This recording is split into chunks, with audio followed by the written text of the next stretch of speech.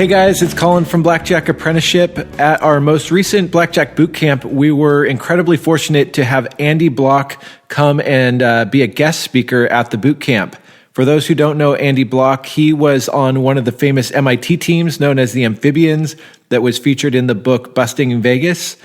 He has multiple engineering degrees and a law degree. He's been a professional poker player, has won multiple World Series of Poker bracelets, and is an all-around good guy. So this is our interview with him at our most recent boot camp. Hope you guys enjoy. Thank you, guys. I just want to say first, it's great to be here and to see so many people still interested in playing the game and beating the casinos, and it's great. Just like Tommy said, like we're all one of the reasons we do this because we like to take money from the casinos, the bad guys. Yes. So awesome. Well, why don't you tell us just how you got into Advantage Play? Yeah, I was always into playing games, and when I went to MIT, there was always this rumor that there was an MIT blackjack team, and at one point, I remember there was a story in the local school newspaper that like a janitor had found a bag of like $100,000 in cash in the classroom. And there was all these theories about what it was, and some people thought like maybe it's like some drug deal or whatever. And years later, I learned that it was one of the leaders of the MIT blackjack team at the time had just left a backpack with $100,000 cash into it after a blackjack training session in one of the classrooms. But I didn't get involved with the blackjack team until a couple years later on. I was I got like fired from my job, and I was looking for new things to do, and I took up poker, and then I started playing a lot of poker and started going to Foxwoods Casino when it was fairly new in Connecticut. And they had this game there that was invented by one of the people at Foxwoods, one of the vice presidents. It was called Hickok 6-Card Poker, and it looked interesting, and I went home and I wrote some computer program and another computer program to analyze it. Figured out we had a 6% advantage as the player. The only problem was it was a $50 maximum bet, and it was really slow, so you couldn't earn too much. But I thought, like, hey, maybe I could find the MIT blackjack team, and we could play this. We could actually have a team of students go down there and beat the game. And I ended up, the MIT blackjack team actually found me. One of the guys, one of the leaders, actually the guy that had left the cash in the classroom, he started to play poker, and he wanted to start an MIT poker team. And I had just won a small tournament at Foxwoods. And he approached me to help him join that team. And I said, hey, I got this game that we can also do.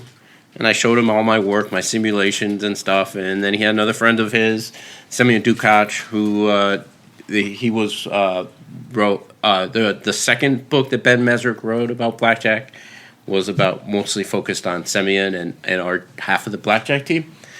They said, hey, okay, let's do that. We'll do poker, and we can do the Hickok's poker. We did that for like 6 months.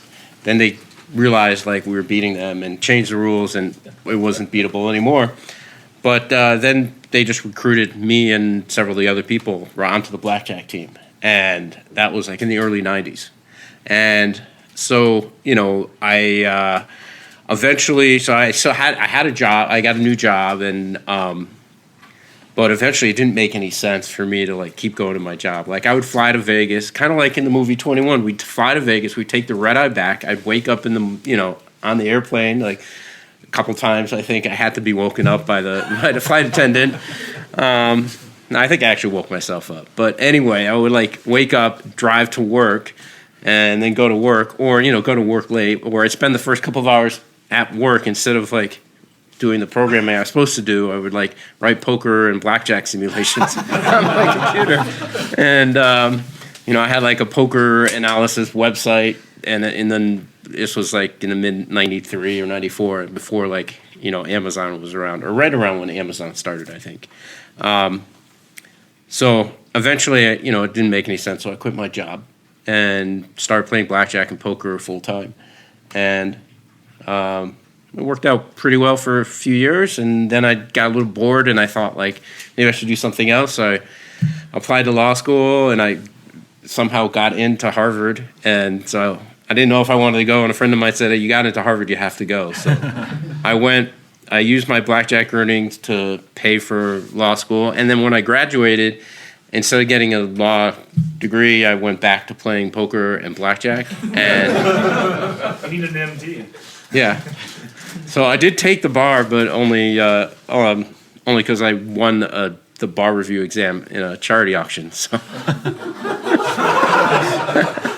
And so I am still licensed. I'm actually an attorney, but I've only ever represented myself. I have a little bit better record than Tommy Hyland. I'm 5-0 representing myself instead of 1 and 10 and 1 or something. Yeah, but I was only arrested 4 times playing blackjack in 3 different countries and an Indian reservation. So quite a variety of different situations. The poker boom took off, so I just kept playing poker, and the blackjack, it was, especially once I got well known as a poker player, it was harder for me to play without getting recognized. So I haven't really been playing a lot of blackjack lately, mostly poker and starting a family and etc. So it's great to be here, and yeah. I was thinking, when you would get bored being a professional gambler traveling the world, it's like, well, I need a good story, so I'll go to law school. I can, tell people about that time I went to law school rather than like that time I was a professional gambler. Yeah, kind of like that. So tell people about your training with the MIT team. Yeah, like what we went through, how we trained the players. Yeah, I think most people have either read a book or seen a movie, and it's like people are throwing water at them, and I think the movie 21 kind of captured a little bit of what it felt like at our training sessions. We didn't go to like an underground casino to test our players. We kind of simulated it in a setting kind of like this, and we would deal to have somebody deal to the players, and we try to distract them, try to trip them up. We had checkout procedures that were fairly strict. Like you had so many counting errors that you could make. Within like 5 shoes, you could have maybe 3 errors. So many different betting errors. Like if you're off by 1 unit, then that was a betting error. If you made a basic strategy error, immediate failure. If you got cheated, depending, like if the dealer took your winnings, and if there was a push but the dealer took your money and you didn't catch that was an automatic failure. Mm-hmm. So we had times when people would, they get down to the last shoe and the dealer would do something tricky and take their money, and they would lose, and they would almost like go home crying almost. Not quite as bad, but you could try again next week. So pretty much people did, and we were compared to some other teams, I think we're in many ways kind of anal about our checkouts and our training and our trip reports. We had a pretty strict way of reporting. You had to write down every single shoe you played, and how many people were at the table, what the count was when we sat down. We did mostly big player games, Gorilla or regular BPs. Assuming those terms all mean. We did a few other things, but that was what we did 90% of the time probably. So you have to go in and you have to keep track of everything. So usually like the big player, it was their job usually to like every time they got called in to remember, and then they take a break, go to the bathroom, write down the notes. Okay, well the count was 12. There were 3 other people. One of them left, and when the count went up to 16, that was great. The dealer, the penetration was 5 decks out of 6. 1 deck left. I was able to bet. My table max was 5K times 2 hands. Last round, I was able to spread to 3 hands of, whatever, that kind of thing. And we took all those notes, and then we had our own homegrown blackjack simulator. So this was in the early mid 90s. Computers weren't quite as fast as they were right now, and so we kind of wrote our own that would get us calculate the EV and the standard deviation, the CE, certainty equivalent, And we use those numbers to track our play and also figure out like how much the players would get paid versus the investors. And what kind of bankroll did the team have when you joined it? So when I joined it, there was one main team and probably had a couple $1 million, $1 to $2 million bankroll. And then we split up. The team was just getting kind of like too big and too unwieldy, and there was, I think, some personality clashes. So a few months after I joined, we split up, and I went with Semyon and his team, which we called ourselves the Amphibians, and we nicknamed the other team the Reptiles, and that kind of stuck. Although I think we didn't really quite think through the actual. If reptiles didn't really evolve into amphibians or vice versa. So we started that bank with 400,000. So the amphibians started with 400,000, and then over the next couple of years we grew that to about $1 million or so, and the other team had $1 million or $2 million, and then we got back together again at 2000. When the 1999 to 2000, we all thought like, hey, could be a really big weekend.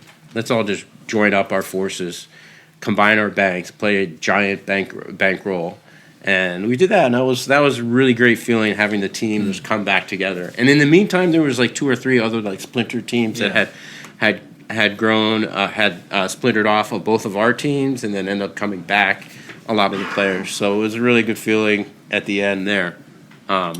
And then, we continued on, and there are actually people from the team that still play. Sometimes they call themselves MIT Blackjack team, or they're on other teams, and still making money from it. A lot of them, some people still make all their living or most of the living from blackjack. A lot of them have gone on to other businesses and made millions and hundreds of millions of dollars, probably way more money than they ever could dream of from the blackjack. But what they learned from playing blackjack, they were able to apply in business. Yeah. So with that kind of bankroll, $1 million, what kind of betting do you guys do? We usually bet about like 0.1% units. So if we had $1 million bankroll, it would have been like maybe $1,000 betting units on 2 hands. Usually. So we usually would try to play 2 hands when we had an edge. We use a Kelly factor of 0.3 or 0.4 usually for our team. I assume you guys are somewhat familiar with that. Yeah, a little more like just risk of ruin percentage. We never really talked about risk of ruin. We effectively had no risk of ruin the way we ran our banks. So we would continually vary how much we were betting based on our bankroll.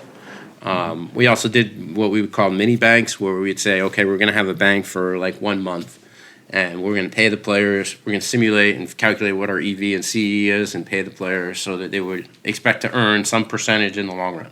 And we'd have spreadsheets or computer programs that would go and analyze it, figure it all out. And it's kind of boring, but I think it's worked really pretty well for most of us. Like, MIT students are kind of geared towards, doing all of those kind of calculations. They're not just doing the napkin results that I did on my early teams. Yeah, like we could have just taken the money and like split it up and, half. You get 10%, you get 20%, but instead we did all this extra work, and you got 11%, you got 19%. So with that kind of betting, what's like any memorable biggest wins or losses? Yeah, we had some weekends where we won like 100,000, 200,000, and lost similar amounts. There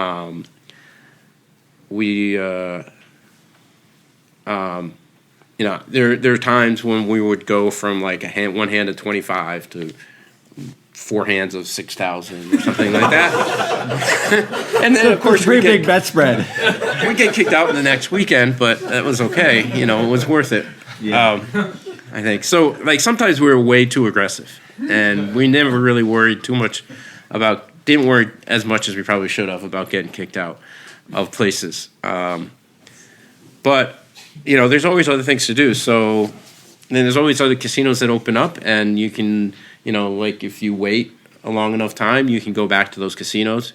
You probably will get arrested by some of them for trespassing. You probably won't get convicted, but it could be a big hassle. So I would say just try to avoid getting arrested. The other thing, sometimes people come up to me, poker players who are also blackjack players or vice versa, and they ask if I know how they can get back into being allowed to play blackjack at the World Series of Poker.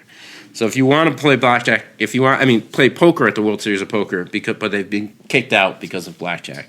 So, that might be a concern of yours. If you also play other games like poker and you want to be able to play, you can probably play poker in a cash game and not a problem. But if you get into a tournament, and there was just a recent story, a case where someone who had been kicked out playing blackjack, I think in Maryland, at one of the Caesars casino there, and he went and played, entered the poker tournament on a slight variation of his name, and he made it to into the money in the World Series, and they banned him in the middle of it, and so that's not pretty for either of them.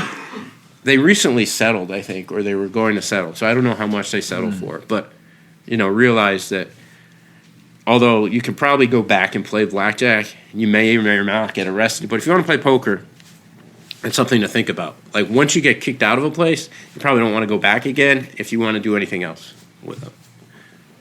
So what? Andy, one time you were world champion at Rochambeau. Have you ever been able to capitalize on that? Rochambeau is rock, paper, scissors. For those of you who don't know. And yeah, I think we had some friends of mine. I think we just had a Rochambeau tournament with 16 people, and I won that for $100 or something like that each. But there's poker is a lot like Rochambeau in a lot of ways. In that you have to if you can outguess your opponents, their strategy, you can have an advantage. The optimal strategy, of course, in Rochambeau, the theoretical, mathematical optimal is just play randomly, 1/3 of the time do each, and hopefully don't give away any tells when you're shaking your fist. But we'll be starting RochambeauApprenticeship.com. Yes. So let's talk about some of the similarities between card counting and poker. What would you say are some of those similarities or differences? Well, they both use cards, usually a 52-card deck. But, obviously card counting in poker is not the same as card counting in blackjack. People have an idea. Well, first of all, with Texas Hold'em, there's nothing to count, really. You have the game that you see on TV, most people see. There's no counting. A 7-card stud, there's a lot of up cards, and they get folded, and you have to remember them. But there it's more like bridge, in that you got to remember all the cards, and the exact suits can sometimes matter. In poker, in blackjack, it doesn't matter. I would say although I've gone to a lot of poker boot camps, I don't think you can really teach somebody how to be a winning player in a weekend or a week worth of boot camps, whereas I think you can do it in blackjack. You still need a lot of practice, both of them, and there's a lot of blackjack's a lot more mechanical, whereas poker, it depends on your opponent. But in blackjack, it does too. If you want to really have an advantage against the casino, you can't play optimal strategy every single time because they're going to recognize it and kick you out. If you go there and you know the count's plus 10, and you split 10s against a 5, that's probably going to get you kicked out the next time you're there or that time. And I think the first time I got kicked out of a casino was because I split 10s against a 5, and it was justified. But so whereas in poker you can go ahead and play optimally, and people aren't going to kick you out. People might not want to play with you if you play too well. So that's another thing. You want to be a friendly person. You want to be a person when you play blackjack that the casino likes to have around. If you're a jovial person at the table, if you're not sitting there being super serious, the pit boss likes you, your host likes you, that's going to extend the amount of time that you can play. Or maybe the host will tip you off and say, hey, they're going to kick you out, because of this, or I can't give you comps anymore, but you can still play. Sometimes if you're friendly, maybe you should tip a certain amount when you're playing blackjack to get to keep playing. So obviously tipping theoretically is negative EV unless it actually gets you something in the long run. Yeah, if you can calculate how it's going to... Right. Tipping could also be perceived by the casino as you bribing the dealer. So that's pretty rare that would actually happen, but I've heard of cases that are pretty where they accuse the dealers of colluding with the players, even though there probably wasn't any. What about the mental aspect, the difference? Yeah. So in both of them, you want to have a lot of concentration. In blackjack, you don't want to lose the count in the middle of a shoe. You don't want to make a basic strategy error. You have a lot of the same things in poker. In poker, though, it's a lot of the figuring out the odds and the math. It's not clear. You always have to make assumptions about your opponents and how they play, what hands they play. Whereas in blackjack, you know how the dealer's always going to play. It's fixed. So you as far as the math goes in blackjack, it's a lot simpler, and you don't even have to know math really to be able to play blackjack, as long as you know the basic strategy and you know a little bit about how to count and how to vary your bet enough with the count, and you make few enough mistakes. I would say both games, though, you don't know if you're making mistakes unless there's somebody there to tell you. In poker, you probably never know if you're playing a really winning game unless you're winning money, because you don't know how your opponents are playing. In blackjack, you can get tested by your friends or your teammates and know that you're playing a positive game. But once you get into casino, you still don't know. We had people on the MIT team that their losses, especially when we looked at their standard deviations, they just didn't make sense. And they could have been cheating, or they could have just had a big flaw in their game. Or maybe they get to the casino, it's time to put out the big bets, and they got too nervous and they didn't put it out. Or maybe they would just mentally fool themselves into thinking that, well, maybe I'm supposed to bet 5 units, but I think it's really 4, or maybe they forget to count, and instead of betting, instead of the count being plus 15, they forgot, and now it's plus 5. They think it's plus 5, and they don't bet enough. So there's a lot of parallels there. There's a lot of skills that help you a lot. I think probably the biggest one is bankroll management. That knowing, in both games, you never want to go broke.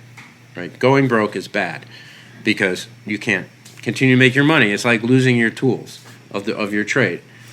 And both of them have a long-term bankroll, right? And you also have your bankroll at the table. If you're in a poker tournament or in a cash game, whatever's at the table, that's what you can bet, or bet what you can win. Or in a poker tournament, once you lose all your chips, you're out. Same thing at the table. You can't buy in for necessarily all the money, all of your bankroll. Even if you had it on you, you could run into currency transaction limits and things like that. So you have to worry about your bankroll. You don't want to go broke. You don't want to be bet. You never want to bet 100% of your bankroll on one hand.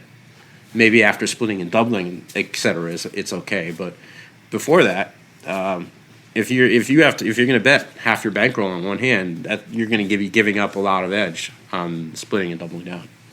So I played some poker. I've played a lot of blackjack, and I remember driving home from a casino down $30-something thousand, and it feels awful, but I know I did everything right. I also know the feeling of driving home from a poker game, losing, and saying, I don't know if I should have been playing against that competition, or I don't know if I was playing tight enough, and there's sort of this nagging of, did I play right? Do you experience that? Yeah, poker is hard because of that, because you can lose, and you have to, really be introspective and really analyze your play. And sometimes you can win a lot and think you're the best player in the world, but if you really looked at your play, you might have just gotten really lucky. And you should have actually won more. Yeah. So I remember like talking to Phil Ivey after one tournament, and that he won, and like he was kind of like down on himself because he didn't think he played that well. Like he won first, like you can't really do any better, right? But I guess he thought like he should have won an hour earlier or something. He should have gotten an A++. That's funny. But always trying to learn, and whatever it is, whether you're playing blackjack or you're playing poker, always trying to learn, always trying to be honest with yourself of the mistakes that you're making. In blackjack, it's usually easy to spot the mistakes, but you can't necessarily spot your own mistakes. In poker, it's really hard to be honest with yourself and admit that the reason you lost is because of how you played, and to take that to the next level and to figure out how to play better so you can win the next time. In blackjack, if you go through a losing streak, I would recommend having a friend go and test you and check you out and make sure that you're playing a good game. There are times we went on losing streaks with the MIT team, and we would occasionally wonder if we're being cheated by the casinos, like they were shorting the deck or adding fives into play, or whether one of our players on our team was stealing from us. And all those things are always possibilities, and you just have to always be honest and try to be honest with yourself. And if the losing is bothering you, you should take a break and do something else for a little while. Change games, go on vacation, spend time with your family, regroup, refocus, practice a little bit. Use that as an opportunity to get better instead of making it worse by doubling down when you're actually not playing well. That's good advice. So what techniques did you guys use? Was it strictly card counting, big player, spotters? We mostly focused on card counting, basic card counting, big players, spotters. We also did some shuffle tracking. We would call it NRS, non-random shuffles, and we had some of our own techniques, but we also did cuts, thin cuts, ace tracking, sequence tracking, a variety of different things. We also dabbled a little bit in other games. Chinese poker, we backed some people playing Chinese poker for a little while in the 90s. Slot machines, or you can also move on or have play other games too. Video poker can be beaten. Anyone know about video poker? Obviously, sports betting is getting. Sports betting is starting to be legalized in more states, and so I think there's a lot of opportunities there. And I think with sports betting, they're going to start expanding on online gambling in general, poker. Maybe there'll be some blackjack sites. I know people that would play some of the online blackjack sites for their promotions. That can be tricky though, because you never know if you're going to get paid. They might catch on, especially if you have to use multiple new accounts each time to do it. They might catch on eventually and not pay you. Which techniques did you guys find were the most profitable? Most consistently profitable was the basic big player. But the most profitable per hour, I think, was when we could do the thin cuts. So most of you probably know. I don't know if you know what cutting is. You're trying to. If you get to see the bottom card, and you can then use that to steer to either to your player or to the dealer, depending on what it is. How much time would it take to master that skill? It probably takes about the same amount of time as learning how to card count. One skill is trying to cut consistently, and also you want to know exactly how many cards you cut, so even if it's not that consistent. Some casinos will let you cut thin, like 17 cards, something like that. Other casinos will make you cut at least a deck. And then that's a little bit harder. There's more variation there. And, some casinos won't allow it at all, won't let you cut, or they do a much better job of hiding the back card. They have a cut card, and they always put it there. So finding the casinos that with the right rules, and sometimes like the casinos aren't aware of the different techniques, and they get really confused, and they don't know what you're doing. And I remember once there was they started having these cruise ships to nowhere near Boston, and we started to go on these ships, and we were cutting, and the casino manager like knew we were doing something, and instead of like banning us, he was just trying to watch us and learn. So he cut off like 2 decks or 3 decks or 4 decks from the shoe, and which was good for us because like we only really wanted to play 1 deck, and he was watching us. We also tried something. We tried a tricky thing with craps. Once they would cross over into national waters, they'd have to pay everybody that had their bets out there or cancel it. So we're like, okay, we're gonna like make sure to have our bets out there, like, so we bet like $1,000 or whatever in craps, and then they held the boat in international waters so that they would slow finish it that down. roll. That's really funny. So yeah, we did some shuffle tracking where you track a clump, you track a deck of cards or more. Sometimes you take advantage of machines, shuffle machines that were faulty. We would only do things that were legal. So there was always opportunities that you can beat any game in a casino. The only question is whether it's legal and whether it's worth your time. So we didn't, at least things that we didn't think were illegal. Like I did get arrested in Monte Carlo, and they tried to claim that card counting or team play was illegal. Same thing in Canada. There'd be like one cop that says, "Oh, this is illegal," but they'd always let you go.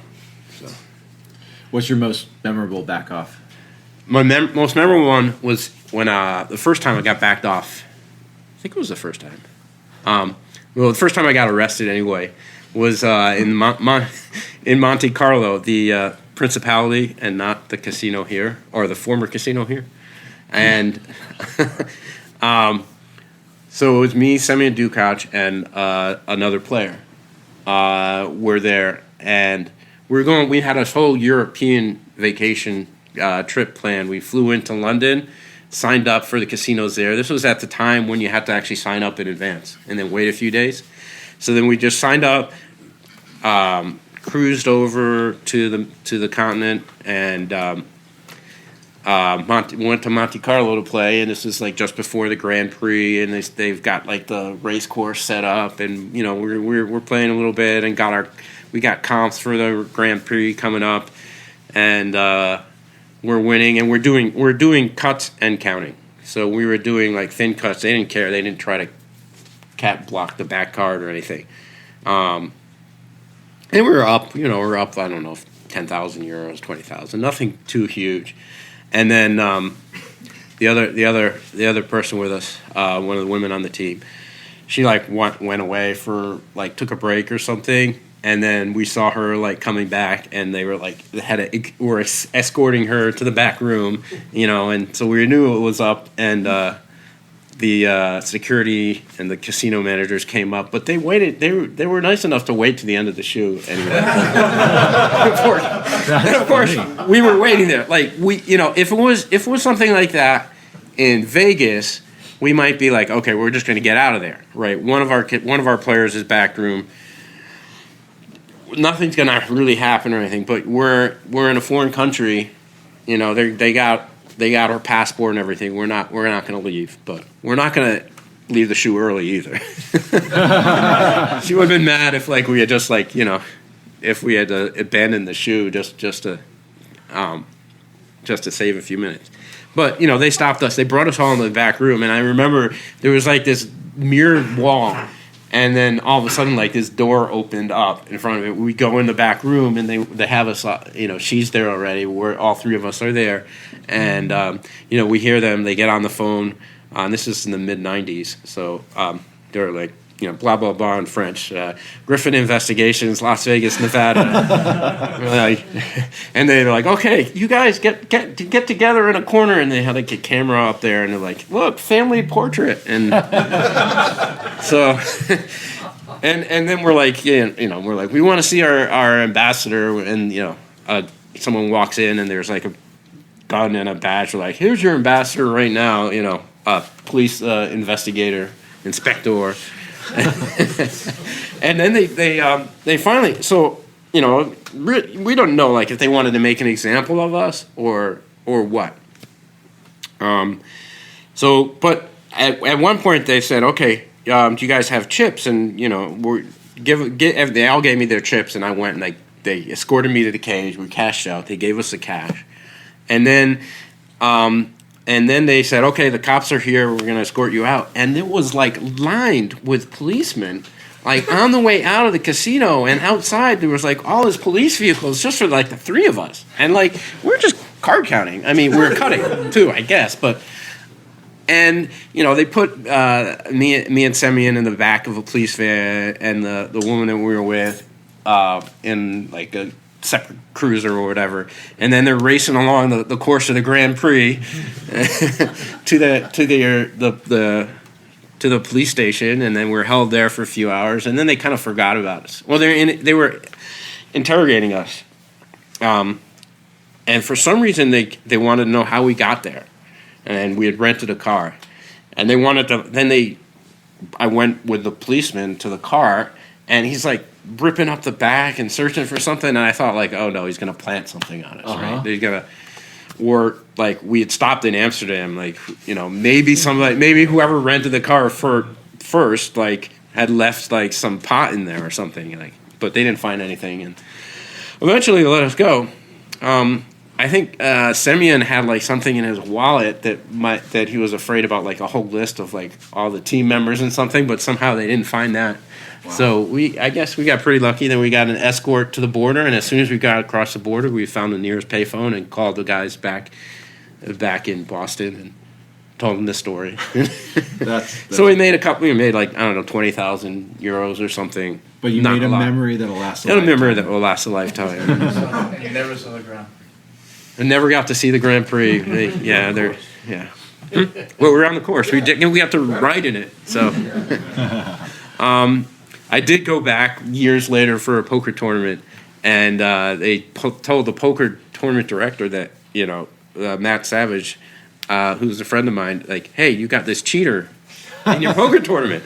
And he's like, yeah, like, who's that? Like, oh, Andy Bloch. He plays blackjack. He's like, yeah, I know Andy. I don't think card counting is cheating. And they're like, okay, well, it's fine with us. Just tell him, like, not to go play in the casino. He can come to the cocktail party or whatever, but, can't play. And then, I meet them at the cocktail party, and they're like, okay, you can't play anything. And, one guy's like, oh, no, maybe American roulette.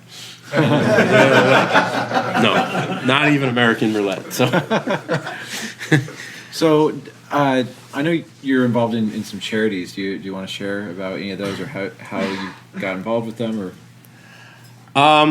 Yeah. So one charity that I got involved with, I think I donated to a couple different charities. I was in a poker tournament that was like a celebrity pro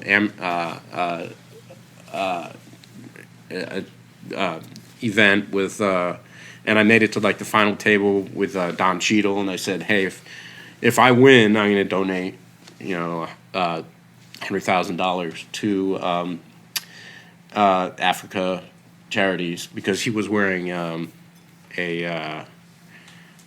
Darfur Save Darfur sweatshirt or something like that. So I ended up winning, and so I donated some $100,000 to them, and I've been involved in charity events. Most of the poker tournaments, at least outside of a few in the World Series that I play nowadays, are charity events of one kind or another.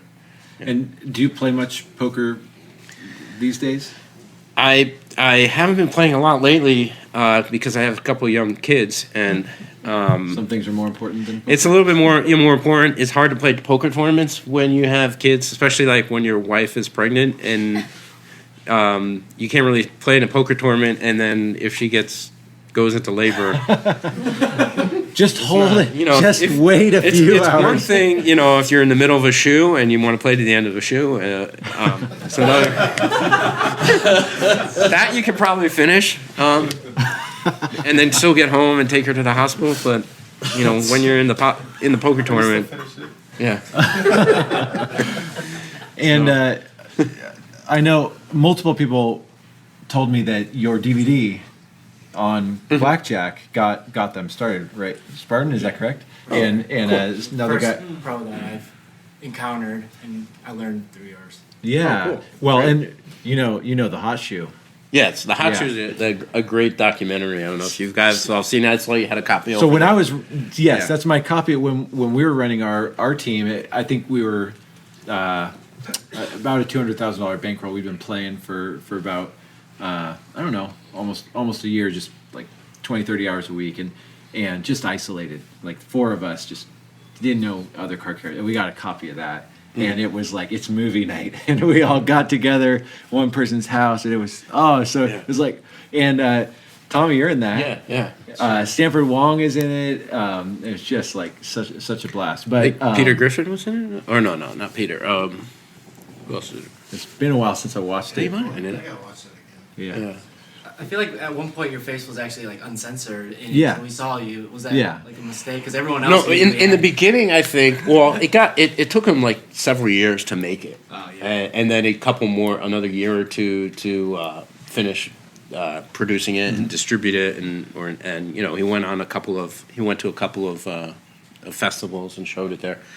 So at first, I didn't want my face on there, I think, and then like later on the next time, he interviewed me. I think once we were in Vegas and we did like the in casino stuff, then I was more willing to have my face on camera.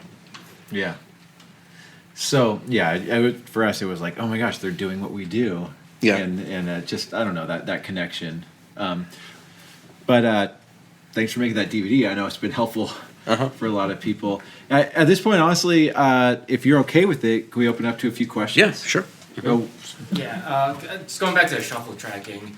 So I don't know how connected you are, like how with other people. I don't know if you're active with that, or if you hear like how today's climate is in terms of that. But I'm just curious, like right now, there's just they've been switching a lot to the automatic shuffle machines more and more. But even if they do have a non-random hand shuffle, they're getting a lot more and more complex. It's very hard to find like a one-pass riffle and restack, and it's more like you're gonna get a lot more two passes and whatever step ladders and things like that. So I'm just curious, when you were active, what it looked like, and maybe whether like your generation had something to do with the fact that there's all these policy changes. If you could, and also I guess my final question is like am I I feel like with like something that has like up to like 50% contamination, it's just not worth my time to pursue or try to track through that. Am I wrong to be thinking that way, or should I really take the time to like grow the different types of tracks that just as a tool set? Yeah, I think it's worthwhile to look into everything at least a little bit. Yeah, and which I have, but because like sometimes you're gonna find something that you have a big edge at, and then you can really exploit.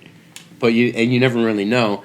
When we were playing, there weren't very many automatic shuffle machines. They would occasionally come up with one, and it would last a couple of years. Some of them were actually pretty beatable. I think there was like a 3-deck shuffle machine I remember like in the early 90s. It was pretty countable.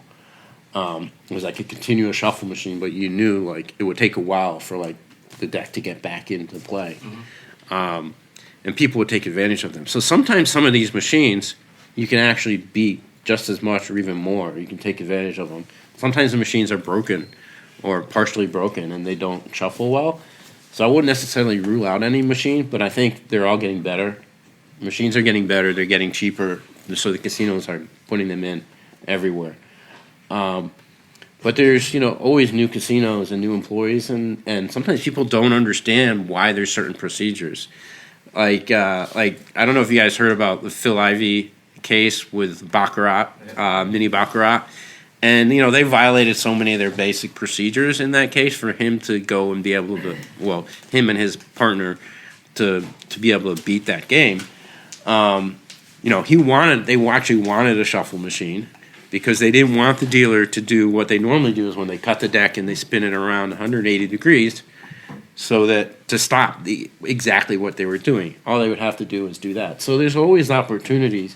And sometimes the challenge isn't being able to beat the game, is to get the game that, get the casino to offer the game that's beatable.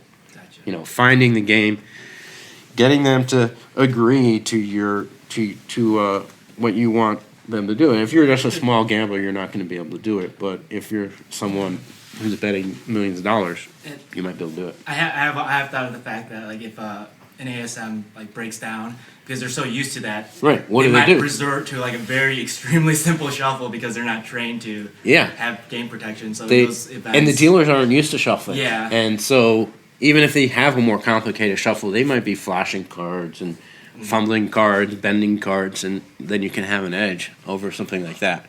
But would you say in general, back in your days, there was just a lot more simple ones? And there was a lot of simple ones. There were some complicated complicated ones, and you would just not shuffle track on those. I remember Foxwood had a more challenging shuffle to track, but there was plenty of other casinos in Vegas and everywhere else that had trackable ones. Did the MIT team use deviations when they were counting?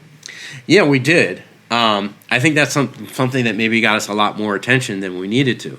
So I normally don't. Wait until people are actually beating the game and having big edge before teaching the deviations. The main deviation is insurance, and so we always would do that. But you'd have to get past a higher level of checkout to do the deviations, because if you make a mistake, it's worth more. It's more harmful than what you might gain from it. And also, some will just get you kicked out. Splitting tens will probably, I'm sure now even still, will get you kicked out or get you on their radar and get you in. Depends on the casino. It depends on the casino. It depends on who you are and if you're able to act the right way, like you're just a drunk idiot. I think most casino have employees that know, if you're splitting tens, you're either an idiot or a card counter, and if you can't convince them that you're an idiot, they're going to kick you out. So, in my DVD, there's a scene there, I think, at the end where, in the middle, I said, don't split tens, and at the end, I know I'm going to get kicked out, so I'm just splitting everything. So if you know you're going to get kicked out, and you know you can play the hand there, go ahead and split tens, but realize that might be the last round that you play at that casino. So in the book, Bringing Down the House, is a part of the book that describes Mohegan Sun's opening weekend. Yeah. And there's two MIT teams that absolutely crushed them. Effectively, basically, just ruining it for card counters up until today. I just wanted to They're know- blaming us for that. Yeah, were you part of that group? Yes. Yes, I was. So Do you want to offer an apology to? I'm so sorry we won $300,000-$400,000 in that weekend, and then I went back during the week, and then the next weekend we all got kicked out. Yep, that is exactly what happened, and it was kind of funny. So there's two teams, the Reptiles and the Amphibians, pretty much. And the Reptiles got down there first, and we're like, oh no, they're going to ruin it for all of us. But then they all decided to leave, watch football or something. And they just left it open for us. And we're there, we're seriously going from 25 to four hands, those 6,000, because 6,000 was their maximum, I think, And because they were worried about cheaters and dealers making mistakes and stuff like that. And I think that, especially per hour, that was probably our most profitable weekend ever, especially when you factor in the travel time was only 2 hours instead of having to fly to Vegas or, anywhere else in the country. So I think we probably ruined it for a while for everyone. They did have some good video poker there for a long time that I played for a long time. I don't think they have it anymore. But they had some video poker that was 99.97% or something. Pick 'em, Yes, and I played it a lot, and you could sell your points for gold coins. I think I lost my points. I just had so many at the end, I never got rid of it. But so sometimes like they might like not let you play blackjack there, but there might be more profitable things.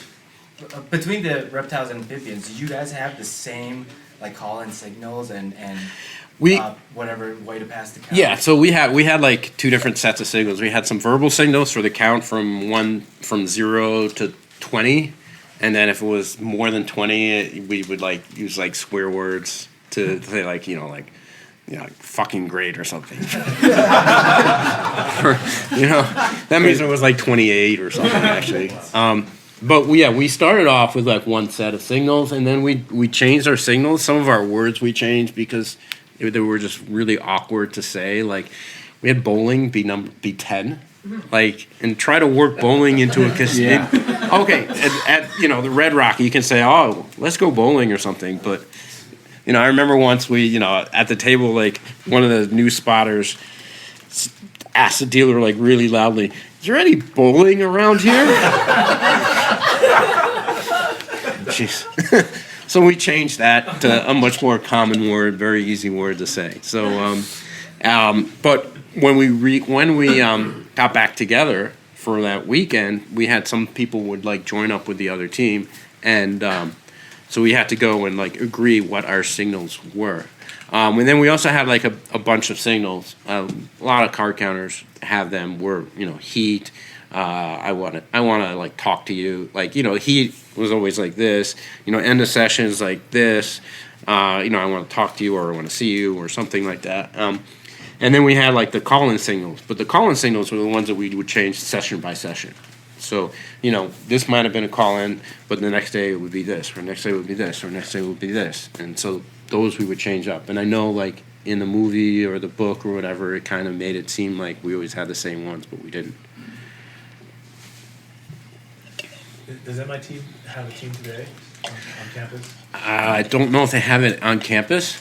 I know there are people that play, and we did have, for a while, we did have our practices on campus, and then for a variety of reasons, we started meeting in people's houses or businesses. Semyon started a business in Central Square, which is just a mile away from campus, and so we would meet there during the late 90s. We got time for one or two more questions. Did Harvard ever have a competing team? Well, when I was at Harvard, I was playing. I went to Harvard for law school, and I met some of my friends there recruited onto the MIT team. I don't think there may or may not have been a team that called themselves the Harvard team, but not that I know of. Yeah, you mentioned Monaco or Monte Carlo being arrested outside the U.S. Anywhere else outside the U.S. and why? Niagara Falls, Canada. I was arrested once For what? for card counting, and I was there, just me and one other guy, and I think they wanted to claim that like team play because I was signaling him. I was the counter and he was the big player, and they wanted to try to argue that was it. But the real reason I think that they arrested us then, and they wouldn't admit this, is they had communication with the border people. So we lost some money, but we had some traveler's checks with us. This is, in the 90s when people actually had traveler's checks and used them. Or we had a check or something that we were going to buy traveler's checks. Whatever it is, we needed some more money. So we went back across the border to the U.S. side to go and cash them. And we got stopped there going on the way back in or something. Yeah, pretty sure it was on the way back in. And they, give us some heightened scrutiny. And, like, okay, empty your pockets out. And I had a Palm Pilot. So I'm dating this. Like, it was, Palm Pilots are, big things. They're not very sophisticated. They weren't phones. They turn it on, and I had, like, a blackjack strategy chart.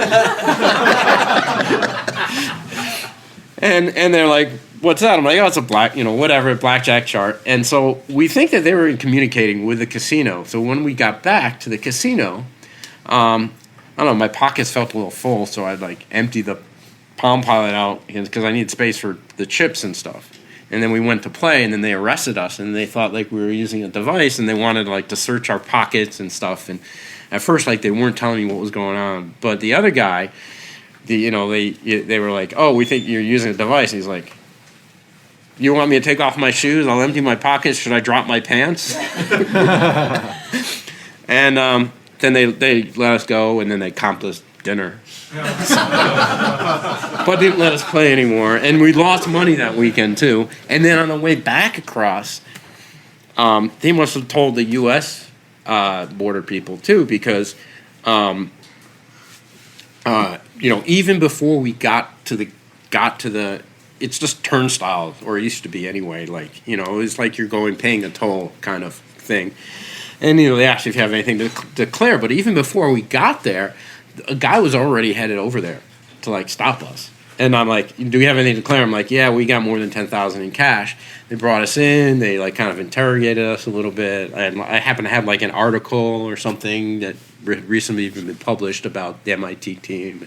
Eventually, they let us go and without a problem. But so do be careful if you are crossing international borders. The law is if you have more than $10,000 in cash, and casino chips may or may not count as to that limit. You don't do know what those traveler's checks anymore, but those would count towards that limit. And you're supposed to also even declare when you're leaving the country, but there's almost no way to do it. It's really hard to do it. So if you are stopped before getting on a plane and asked about it, you probably want to tell the truth. Yeah, our team had $117,000 seized at the border on the way back in. Because they thought they did it right, but you declare leaving the U.S., declare entering Canada, declare leaving Canada, declare re-entering the U.S. They missed that first step. Right. So it's not clear, and there's no easy way, especially when you're driving. They're just waving you through. Yep. And then when you're flying, there's been times I've been trying to declare that I have money, and like nobody knows what to do. Like you go to the gate and you're like, "I want to declare this." They're like, "Oh, you got to go back out of the security to the," and then you go there and to the customs, and then the customs people are like, "I don't know what you're supposed to do. I don't know. I fill this out format or whatever." Yeah. So a big pain, and if you do one thing wrong, they're going to try and charge you. They're trying to seize all the money, and they probably won't be able to keep it all. But they fined us $10,000 with no explanation, not even amount. One guy had 60 and the other 50 or whatever it was. It was $5,000 fine each. It wasn't a percent. It's like no explanation, but it's probably still cheaper than a legal fee that we got it. Yeah, you could have challenged it a little bit. Yeah, probably should have in hindsight. Yeah, I mean, we had a lot of legal issues, and only a small amount did we ever actually challenge. And we probably should have challenged them way more of them. We've had casinos try to keep our money. There was actually a case in Nevada, Richard Chen versus the Monte Carlo, the Monte Carlo casino this time, where they seized his money, didn't want to pay him. Initially, they kept his buy-in and his winnings, and then they gave the buy-in back. And we took that to the Supreme Court of Nevada, and they said, like, hey, even though he was using a novelty passport, it was a passport from a country that didn't actually exist. So technically, it wasn't illegal to own it and to have it. And even the Supreme Court, as long as you're not using it for an illegal purpose. So he shouldn't have been using it. But the Supreme Court said, like, hey, it's okay to try to hide your identity in order to play the game. Now, if he'd already been kicked out of the casino, that would have been a different story. But he had never actually been. And eventually we won that case, but we didn't get our legal fees back. So it cost us, I don't know, like $5,000 or $10,000 or something in legal fees. But we got the $47,000 or whatever back. And now we have this opinion. So that's good. Yeah. Thank you. Awesome. Well, thanks so much. Yep. Give Andy a round of applause.